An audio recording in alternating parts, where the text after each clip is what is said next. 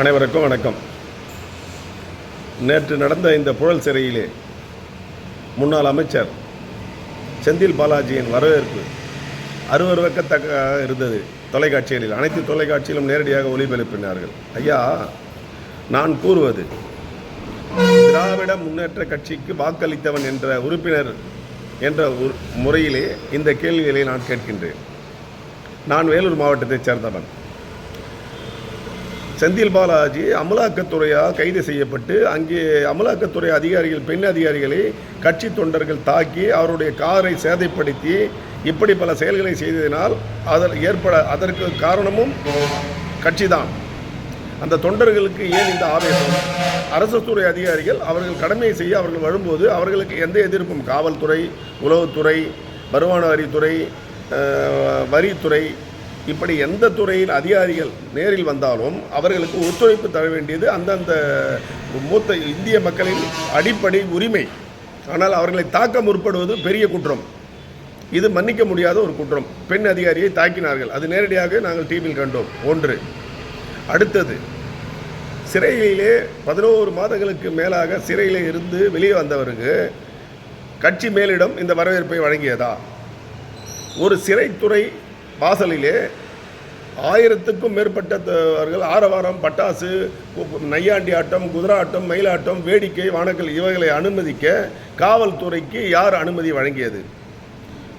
ஒன்றுக்கு மேற்பட்டவர்கள் சிறை வாசலிலே நின்றாலே காவல்துறை துரத்தும் பட்சத்தில் இவ்வளவு பெரிய வரவேற்பு என்ற பெயரிலே நேற்று பொதுமக்களுக்கு இடையூறாகவும் அருவருக்கத்தக்க வெடிகளையும் வேட்டுகளையும் வெடித்து பட்டாசுகளை வெடித்து வரவேற்பு கொடுத்தது யார்? கட்சியா? கட்சி இல்லை என்று நான் ஒற்றுக்கொள்ள விரும்பவில்லை. ஏனென்றால் கட்சியினுடைய மூத்த உறுப்பினர்களில் ஒருவரான RS பாரதி அவர்கள் இந்த நிகழ்ச்சியிலே, இந்த சிறையில் இருந்து தியாகி, சுதந்திர போராட்ட தியாகி வெளியில் வரும்பொழுது வரவேற்பிலே கலந்து கொண்டிருக்கிறார். இதை வன்மையாக கண்டிக்கின்றோம். இப்படிப்பட்ட செயல்களை திராவிட முன்னேற்ற கழகம் இனி செய்தால் இருக்கின்ற ஓராண்டு காலத்தில் மக்கள் மத்தியில் செல்வாக்கை இழக்கும் என்பதை நான் நினைவு கூறுகிறேன். இது என் தனிப்பட்ட கருத்து. நான் விமர்சனம் செய்யவில்லை. ஒரு ஆட்சியில் இருக்கக்கூடிய ஒருவரை பதவியிலிருந்து நீக்கப்பட்டு அவர் சிறையிலே இருக்கிறார். அவர் சிறையிலிருந்து வரும்போது இப்படிப்பட்ட ஆரவாரமா? நான் மக்களில் ஒருவனாக, எத்தனையோ மக்கள் இதை வெளியே சொல்ல முடியாமல் இருக்கிறார்கள். வீட்டிலே தொலைக்காட்சியிலே பார்த்து கொண்டிருக்கிறார்கள். காலையில் இருந்து மாலை வரையில், இரவு வரையில் இதே நிகழ்ச்சி தான். என்ன இது? அது மட்டுமல்ல, இன்னொன்றும் வேண்டி கேட்டுக்கொள்கிறேன். அண்ணன் திருமாவளவன் அவர்கள் தயவு கூர்ந்து இந்த மதுவிலக்கு போராட்டம் என்பதை கையில் எடுத்து மொக்கை ஆயுதம், உலக அளவிலே இதை ஒழிக்க முடியாது என்பது தெரியும்.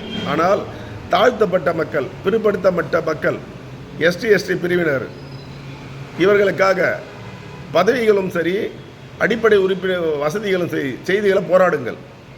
அது எப்படி என்றால், ஒரே ஒரு உதாரணம். நான் வேலூர் மாவட்டத்தைச் சேர்ந்தவன்.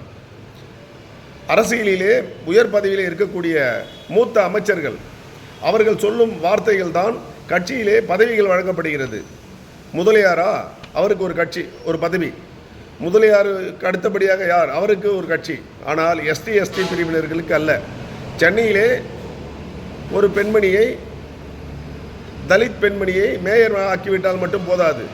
தமிழகத்தில் இருக்கக்கூடிய அத்தனை மாநிலங்களிலும் அவர்களுக்கு என்னென்ன பதவிகள் வழங்க வேண்டும் கட்சியிலே உழைக்கின்றவர்களுக்கு என்பதை ஜாதி கணக்கெடுப்பு இல்லாமல், ஜாதி சம்பந்தப்பட்டம் இல்லாமல், மூத்த அமைச்சர்களின் அறிவுரை இல்லாமல் இதை நடத்த வேண்டும் என்பது எனது வேண்டுகோள். இது இரண்டாவது. திருமாவளவனுக்கு நான் சொன்னது, இதில் தவறு இருந்தால் மன்னியுங்கள், இல்லை என்றால் என்மேல் நடவடிக்கை எடுங்கள். ஒன்று, அந்த தாழ்த்தப்பட்ட சமுதாயத்திற்கு வழங்கப்பட வேண்டிய அடிப்படை உரிமைகளுக்காக போராடுங்கள். நாங்கள் ஒத்துழைக்கின்றோம் என்பதை நான் ஏற்கனவே பதிவிட்டிருக்கின்றேன். மதுவிலக்கு என்பது உலக அளவிலே என்றைக்குமே உலகம் மண்ணில் இருக்கும் வரை, மனித குலம் இருக்கும் வரை அழிக்க முடியாது என்பது அனைவருக்கும் தெரியும்.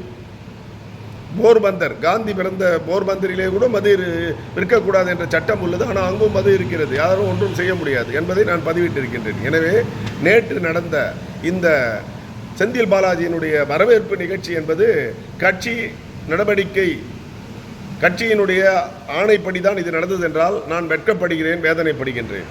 வேறு ஒன்றும் சொல்வதற்கில்லை. இப்படிப்பட்ட செயல்கள் இனி வரும் காலங்களில் திராவிட முன்னேற்றம் கழகம் சிறையில் இருந்து வரக்கூடிய அமைச்சர்களானாலும் சரி, யாராக இருந்தாலும் சரி, அவர்களை இப்படிப்பட்ட ஒரு பொதுமக்களுக்கு இடையூறாகவும் இது கட்சியை பெயர் அவமதிக்கக்கூடிய ஒரு செயலாகவும் நான் கருதுகிறேன். எனவே மதிப்புக்குரிய முதல்வரும் வருகின்ற துணை முதல்வருமான உதயநிதி ஸ்டாலின் அவர்களும் நான் சொல்வதை தயவு கூர்ந்து ஆய்வு செய்யுங்கள். நான் விளம்பரத்திற்காக இதை செய்யவில்லை. இது மக்கள் மனதில், என் மனதிலும் மக்கள் மத்தியிலும் ஏற்படுத்தக்கூடிய தங்களுக்கு கோரிக்கையாக வைக்கின்றேன். எனவே தவறு இருந்தால் மன்னியுங்கள். நன்றி, வணக்கம்.